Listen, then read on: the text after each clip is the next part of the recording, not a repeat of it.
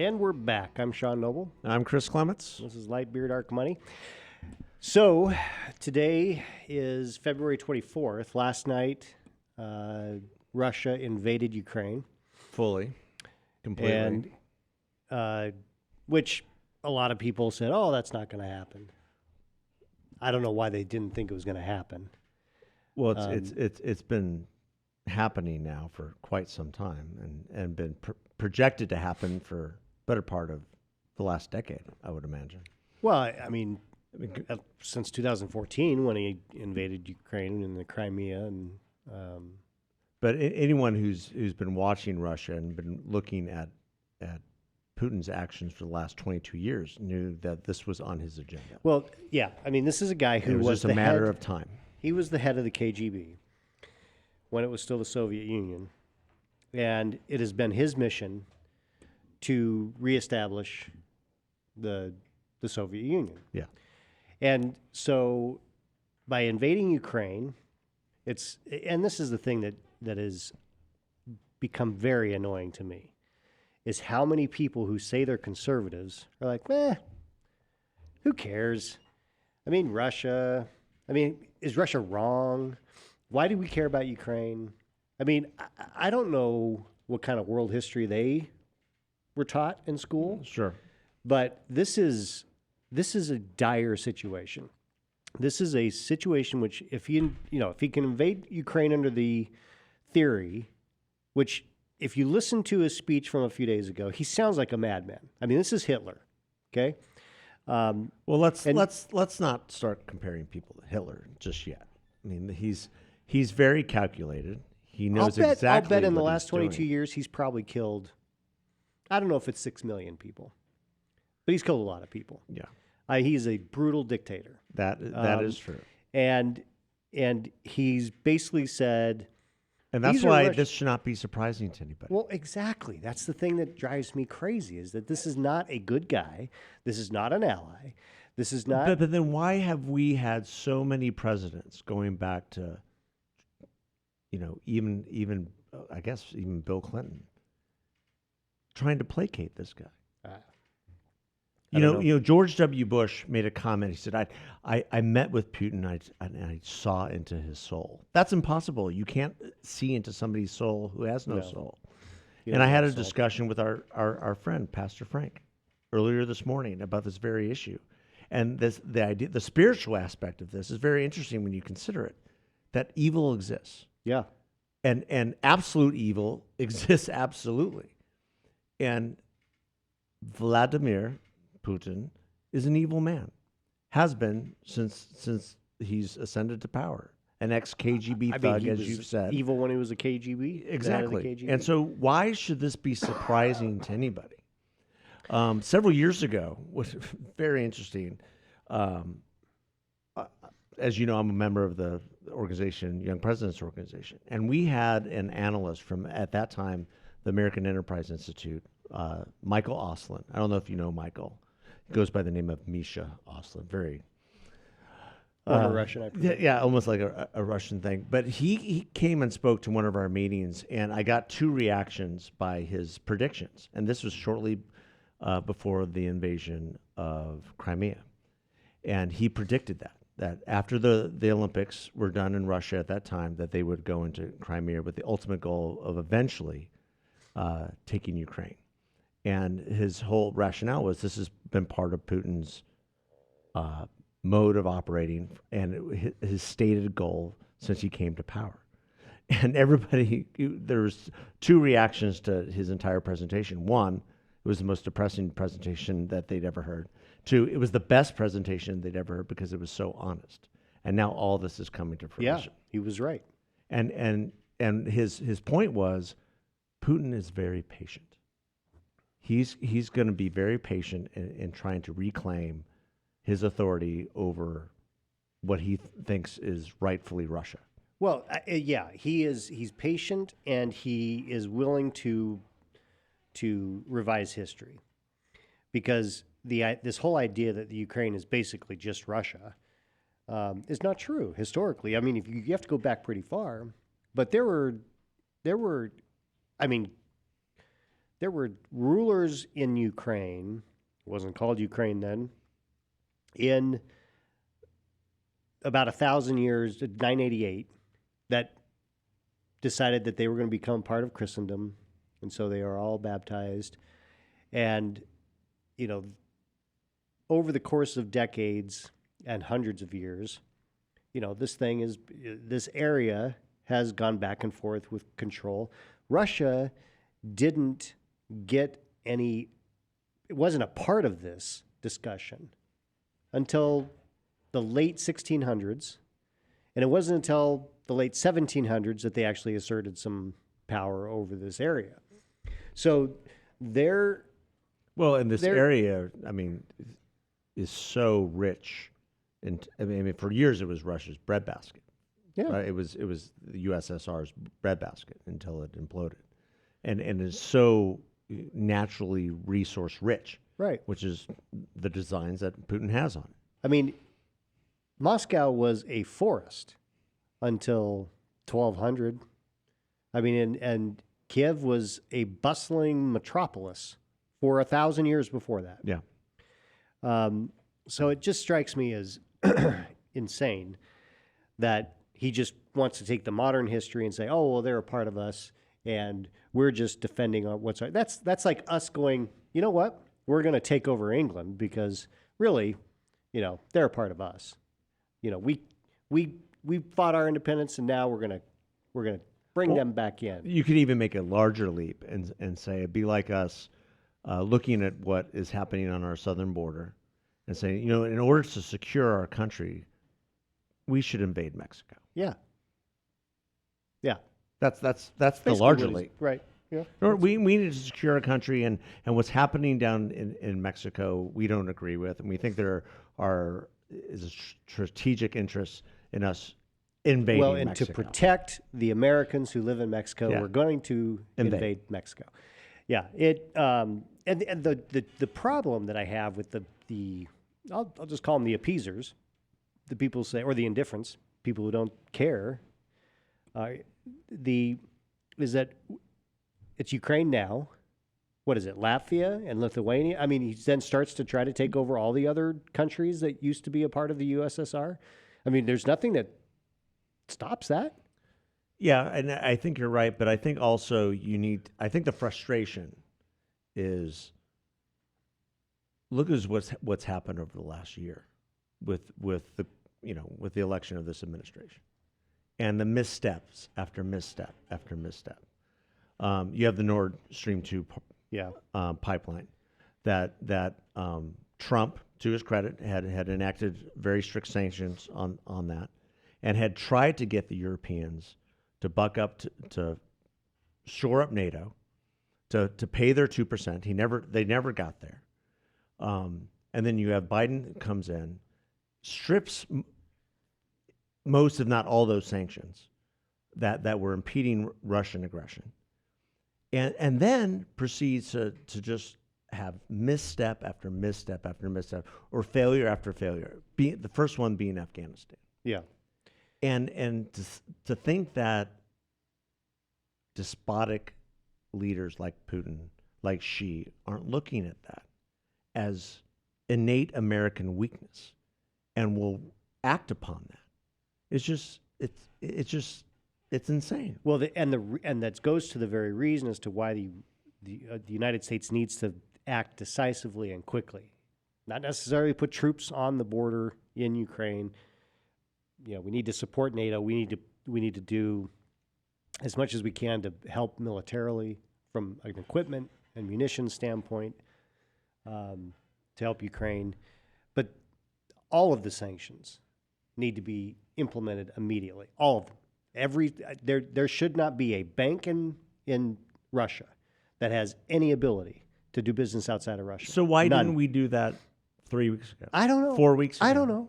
Because we thought the threat of sanctions was enough to stop Putin. I mean, he obviously has calculated. That's the frustration. It's like, right. why and I think President Zelensky said it quite well. He said, listen, when blood is being spilled, your sanctions are going to be a little too late. Yeah, it's too little too late. I mean, I'd rather just we still need to do them because we need to, do what we can to extract as much of a price for what he did, what he's doing. I mean, literally killing Ukrainians as we speak, and send the message not just to Putin that this is not acceptable, but we have to send that message to Xi in China, because if we don't take a stand, Taiwan is next. Yeah. Taiwan is next. And that's a bigger cost to America than our economy. Yeah. Are you kidding me? We Than don't Ukraine. import stuff from Russia. No. The only thing we import from Russia is Oil. vodka. And oil. Oh, maybe so. Well, No, we don't it's fairly significant. We do have some oil well, imports. we didn't. No, we before did not. Biden. We didn't before. And now I find President it fascinating that Biden's, drill, baby, drill. He's begging the oil companies to drill. It's like, well, why did you stop all that on your day one? Sandy Cortez. I mean, I don't know. Sandy Cortez. That's why the Green New Deal. I am fired up about He this. fell into the trap of thinking that energy independence is not national independence, and he put all the oil companies on notice that they were going to be cut off. Well, and and that was his first strategic It's a mistake. failure of understanding national security risks. And I'll tell you what's going to happen is Russia's going to unleash a bunch of cyber warfare. The cyber attacks are going to happen in the U.S. Yeah. Our lives are going to be disrupted. Absolutely. There's just no question in my mind. Our lives are going to be disrupted. And Well, I think that's what Putin was alluding to when he made some threats. I think the not threat. veiled threats. I think the threat might have been nuclear war. You do. I do. The guy's got a despot. He's crazy. He's a madman. Well, I don't think he. I mean, he doesn't believe for a second that if he set off a nuclear bomb in the Ukraine, that he would have the same kind of reaction back. I don't think he believes for a second. Frankly, I don't know what our people would do. Yeah. And that's scary. Well, the scary thing is the same people who orchestrated and failed in our withdrawal of Afghanistan is now managing this. The same people. And we still have Americans over in Afghanistan. We still have, allies left behind. I mean, Russia And might, $80 billion maybe worth of equipment. maybe that gets solved when Russia invades Afghanistan. Again, yeah, who knows? I mean, Everything's on the table, right? Everything's on the table. Yeah. Everything's on It's the table. 1938 all over again. And that's This isn't maybe, even Jimmy Carter 3.0. This might be 5.0. I mean, Yeah. I thought I had seen the worst president in my lifetime with Jimmy Carter. Just inept, unable to make decisions, unable to lead in any proactive manner. And yet this man, Joe Biden, has eclipsed that in the matter of 12 months. I think that's probably true. In 12 months. Not even in 4 years. Right. And who knows what's coming.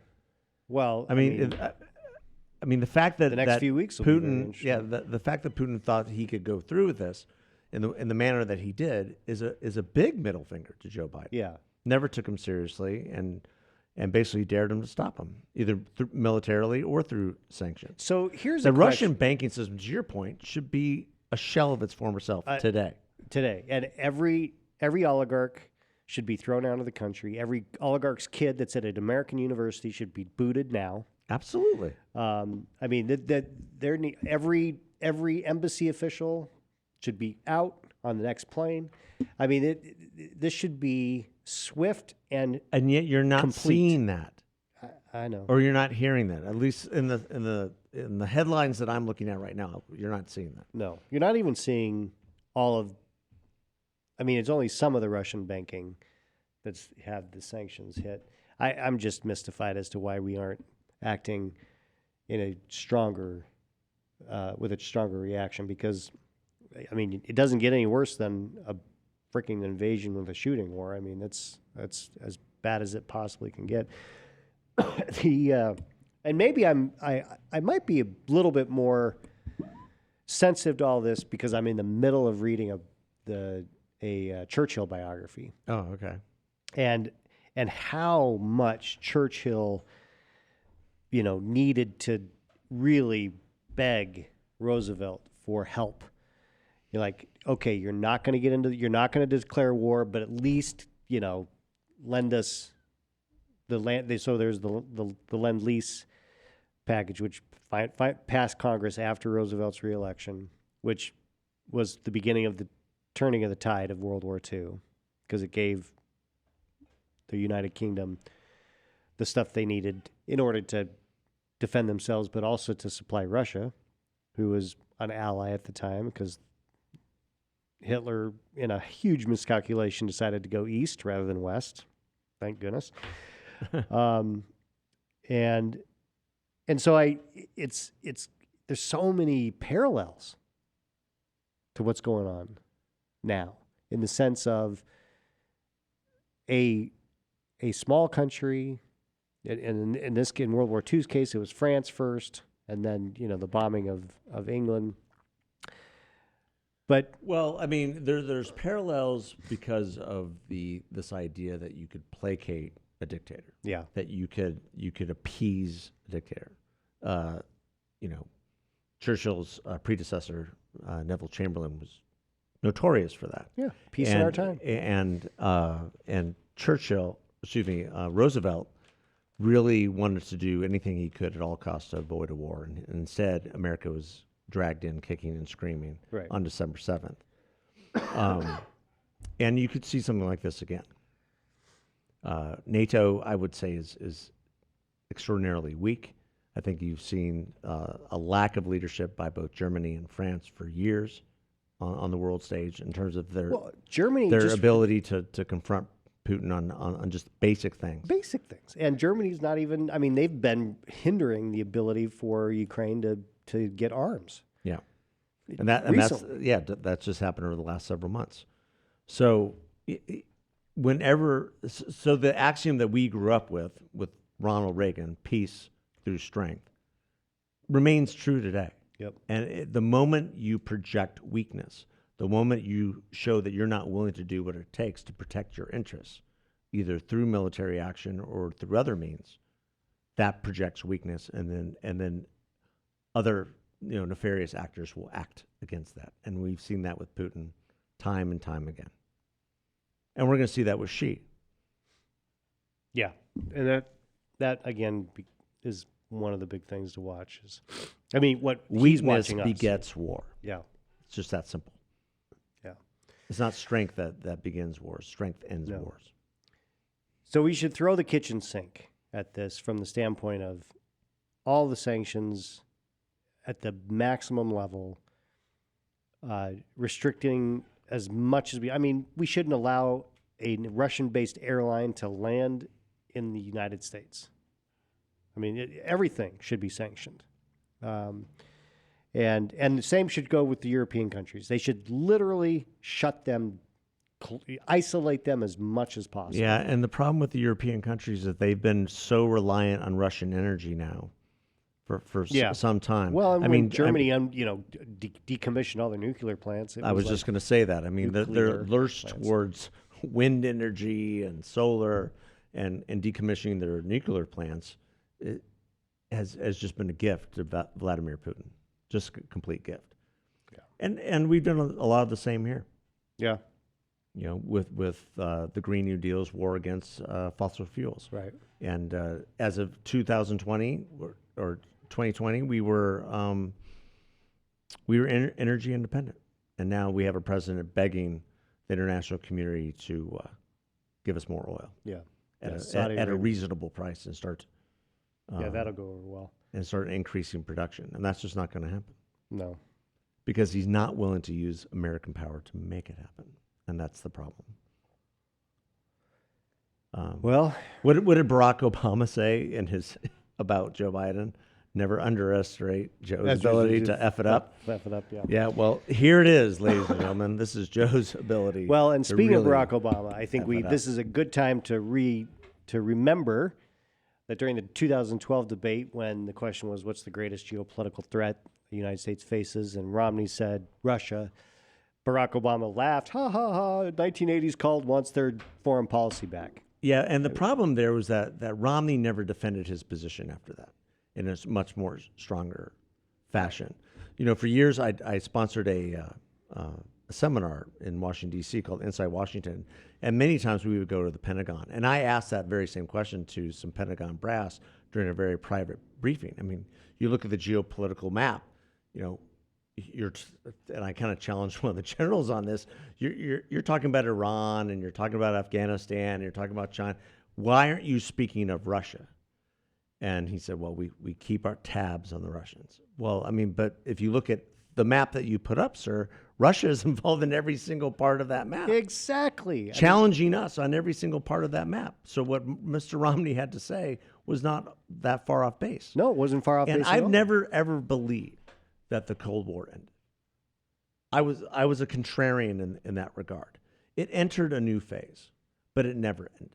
Because if you see what Russia has done globally over the last 20 odd years since the Cold War ended, it was to confront the United States in other ways. I mean, they've never stopped trying to disrupt the United States. No, never. So all this talk in 2016, after 2016, about Russia was meddling in they had been meddling in our elections for decades. Yep. This is not a surprise. No. And when you look at what Putin has done with using gas to kill innocent civilians in Syria, Absolutely. going, because he Another sided with Barack Assad. Obama's thin red line. Yeah, he is probably the world's greatest threat. I mean, He's we gotta take him seriously. he's pushing everyone's buttons and pulling everybody's chains. He definitely is the one who is trying to confront the United States and the post Cold War world order, and he wants to reconstitute Russia, the Soviet Union, the way it was. what was And so your point about what happens with the Baltic states now I think is well taken. yeah. So when Bush talked about the axis of evil, he was talking about Iran, Iraq, and Afghanistan. No, Russia. It was Russia? Yeah. Okay.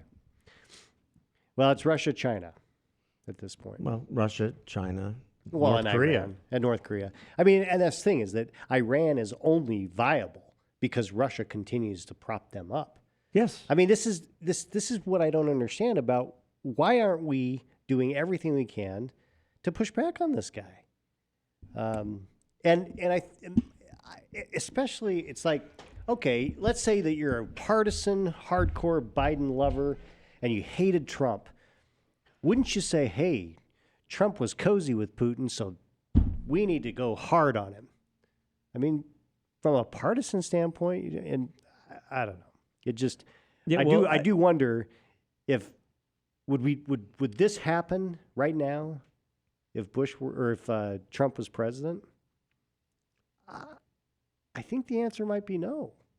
Going to your point about Biden's weakness. Yeah, I mean, you have to give credit where credit is due, right? And everyone, let me see if I can put this the right way. Everyone sees Trump as like this isolationist, America first, all that. But if you look at what he did in terms of the sanctions he enacted on Russia, in terms of the type of things he was willing to do against Iran, against North Korea, and what he was willing to say to those people in terms of, listen, if you do X, I will do Y. And don't test me on that. They took him seriously, I think. And I think Putin took him seriously. And I think there's an argument to be had. One of the reasons why Putin never did anything in those 4 years, although he tried to disrupt a lot of things that were happening here and create this false narrative of a Trump-Russia alliance, which there was never any evidence of that. That was propagated by other people to bring down the president. You can honestly say that Trump's foreign policy was probably more proactive on the world stage than presidents before. He was actually willing to go to NATO and say, oh, Germany, France, all you countries that have been living off our dole for the last 40, 50 years, you need to up your commitment because we're tired of being the only ones supporting NATO. Right. In the charter, it says that you're going to give 2% of your GDP to NATO. You guys are at 1%. And by the way, your you're taking all this oil and natural gas from Russia, making yourselves weaker. Yeah. Why are you doing that? You got to give them credit for actually saying the things that nobody else would say, because it would upset, the powers that be. Right. Right. So give credit where credit's due. On the foreign policy side, I thought Trump actually did a really good job. And I thought Pompeo was maybe one of the most consequential secretaries of state that we've had. Yeah. Yeah. Very strong, and wasn't, when we blew up Soleimani at the airport, that sent shockwaves through everyone. Right. And that was the right thing to do. Absolutely. And yet Joe Biden condemned it. Of course. I mean, the thing that's crazy, I don't disagree with you on your point about Trump and the foreign policy. What is fascinating to me, it is the Trump loyalists who are the ones that are the loudest voices of we don't need to do anything about Ukraine. This is not our problem. And I just think they just are missing the boat, historically, national security wise. I mean, I don't know. I think we can't be indifferent. We have to be engaged. And there's either because philosophically we believe in freedom and expanding freedom across the world, or from being a realist saying this has a real threat to America, because it does. Because of this coalition of Russia and China is very dangerous. Yeah, not being a Trump loyalist, but I am sympathetic to the view that Ukraine is a corrupt country, has been a corrupt country for many, many years. They have looked to the West for support, which is fine. Our former president was impeached over a phone call to Ukraine to dig up dirt on his future opponent, who made millions, whose son made millions from the oil companies in Ukraine. So I think there's a healthy skepticism as to what is the end game here. Also, I agree with Democrats who are so concerned with border integrity of Ukraine has allowed 2 million illegals across our border over the last year. So I get some of those arguments, and I also understand the arguments. Let's not take our eye off the ball of the issues surrounding our own country, issues in our own hegemony, like Canada and what's happened over the last several months. But we are fully capable of chewing gum and walking at the same time. I mean, is this administration capable of that? Even this administration can do that. I think we can deal with the domestic issues, but we've got to put the sanctions down hard on Russia immediately. I guess that's where I'll leave it. No, I agree with you. I'm not a fan of this guy, and I'm just flabbergasted at the naivete over the last 22 years about him. Yeah, when it's been painfully obvious who he is, what he's capable of doing, the patience that he's had, the point I said before, and president after president. I mean, even Barack Obama with Mendeleev saying, "Oh, when I get reelected, I'll have more flexibility to do your Mr. Putin's bidding," so to speak. I mean, just that sort of hubris and arrogance, and the reset button that Hillary Clinton, gave to Vladimir. Oh, we're going to reset our relationships because things have been so confrontational before. Well, they were confrontational for a reason, right? Oh, and by the way, the Russian narrative against Trump was created by who? Oh, that would be Hillary Clinton. Yeah.